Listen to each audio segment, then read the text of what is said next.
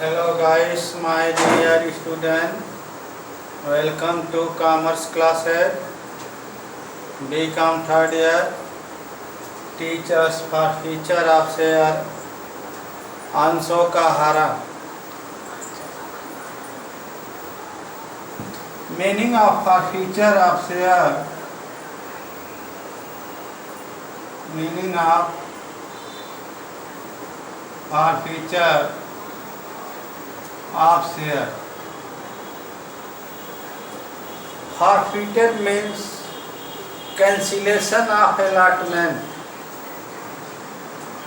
यानी जब हरण का मतलब होता है जब्त करना. जब्त से आशा है कि अलॉटमेंट की गई राशि को, शेयर को कैंसिल रद्द कर देना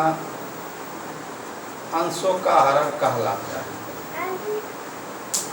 यानी जिस अंशधारी को शेयर इशू किया गया है, अलॉटमेंट किया गया है,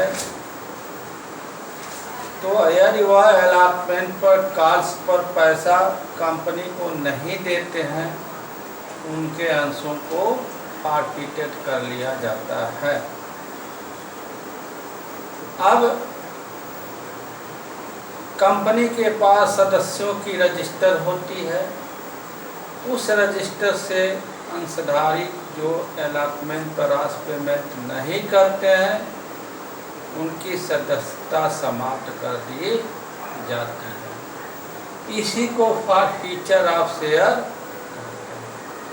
procedure of forfeiture of share.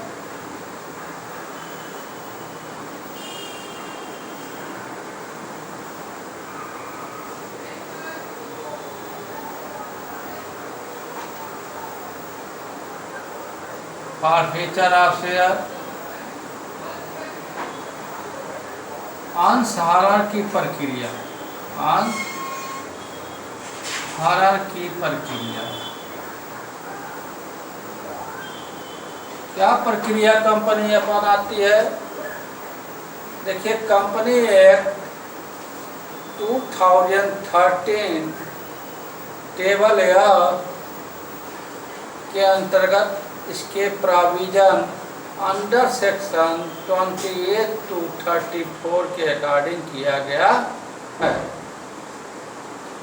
अब इसमें जब शेयर होल्डर से अलॉटमेंट की गई राशि पर कंपनी पैसा मांगती है, तो शेयर होल्डर निर्धारित अवधि जो फिक्स पीरियड पहले से होता है, उस पीरियड पर यदि पेमेंट नहीं करता है, तो बोर्ड ऑफ डायरेक्टर के मीटिंग में कंपनी के सेक्रेटरी ऐसे व्यक्तियों की एक लिस्ट बनाती है और एनुअल मीटिंग में उन्हें एक नोटिस भेजने का प्रस्ताव किया.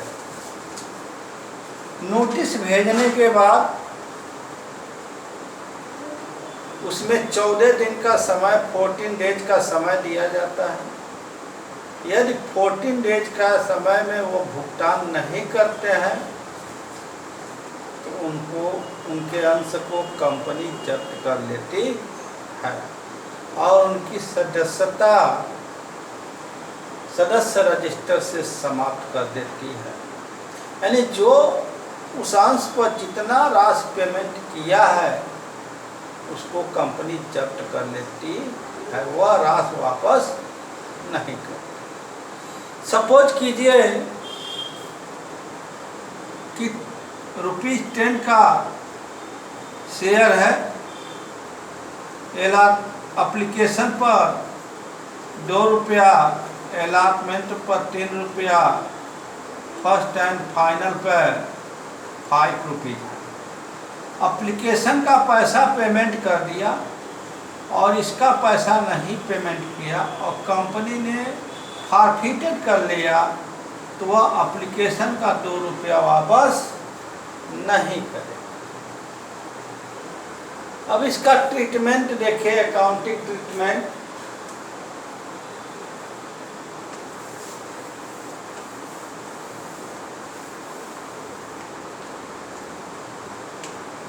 अकाउंटिंग ट्रीटमेंट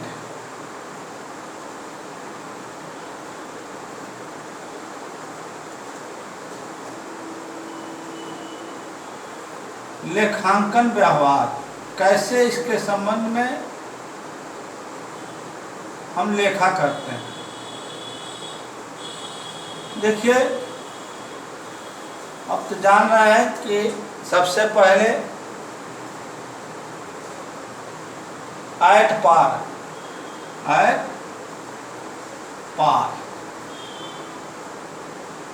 यानी सम मूल्य पर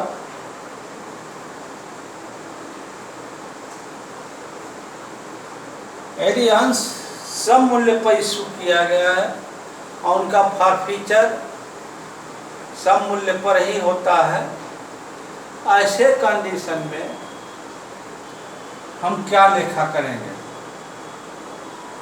और जैसे जितने अंश जब्त होते हैं उससे शेयर कैपिटल क्या होती है, कम हो जाती है। क्या होती है, कम हो जाती है। इसलिए शेयर कैपिटल अकाउंट दिया to share forfeiture account to share allotment account to share calls account, यानी जिस पर वो payment not paid amount to allotment and calls. अगर ओनली कॉल्स पर नॉट पेमेंट है तो सिर्फ कॉल्स को लिखेंगे, अगर अलॉटमेंट और कॉल्स दोनों हैं तो दोनों को लिखेंगे। यानी ऐसी दशा में ये लगता है, पता चलता है कि वह केवल एप्लीकेशन पर अमाउंट पेड किया है, एप्लीकेशन के अमाउंट से फिर चीज़ों में शेयर फॉरफीचर में दिखाएं। शेयर कैपिटल में कौन सा, ये कॉल्ड अप अमाउंट होती है। कौन सा होती है, कॉल्ड अप अमाउंट, यानी ये याचित राशि होती है। नंबर 2 है एट प्रीमियम। प्रीमियम पर क्या है कि फर्स्ट कंडीशन है कि amount of premium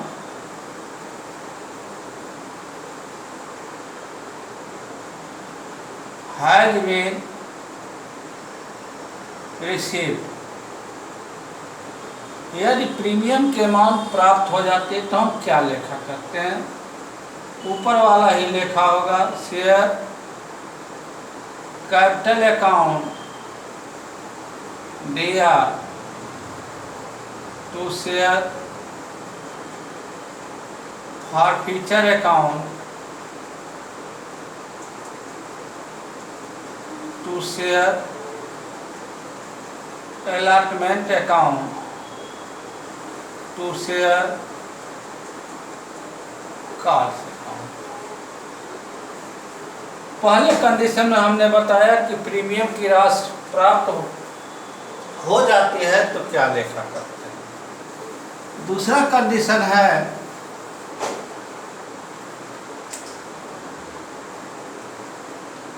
if amount of premium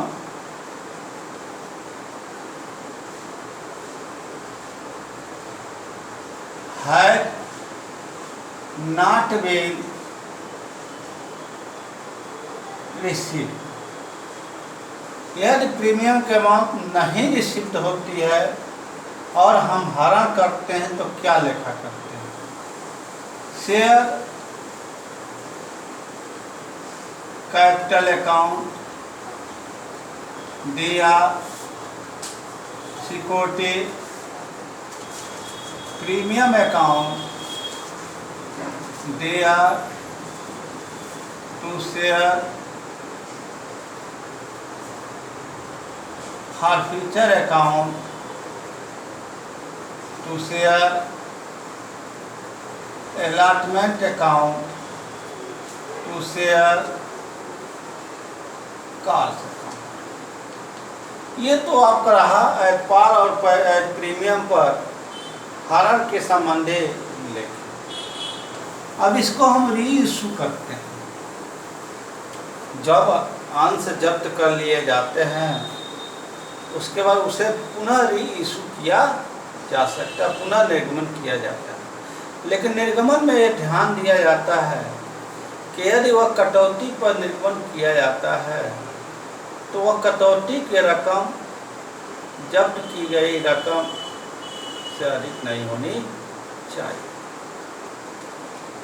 यानी 10 रुपये का अंश है, 6 रुपया जब्त किया गया है, तो जो पुनः वह निर्गमित होगा तो 6 रुपया पर ही वो निर्गमन।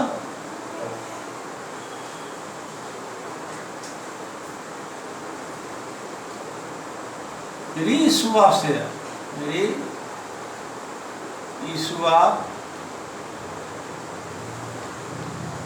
शेयर, इसमें 3 कंडीशन है। एट पार, एट पार पर हम लेखा करते हैं तो bank account D R to share capital account.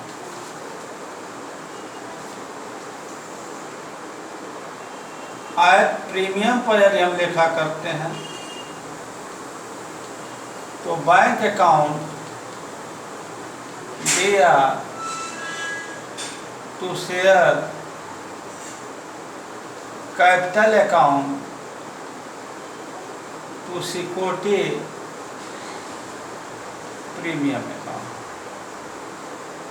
At discount पर लेखा करते हैं तो डिस्काउंट की अमाउंट फॉरफीचर में ट्रांसफ़र कर दी जाती है। Bank account D R share forfeiture account D R to share capital account. इसके बाद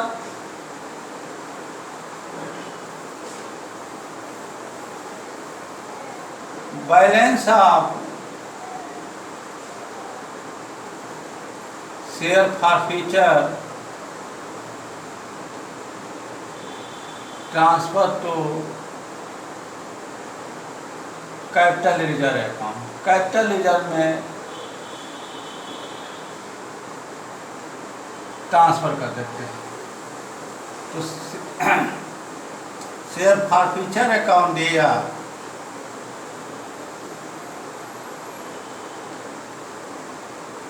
to capital reserve account. Thanks.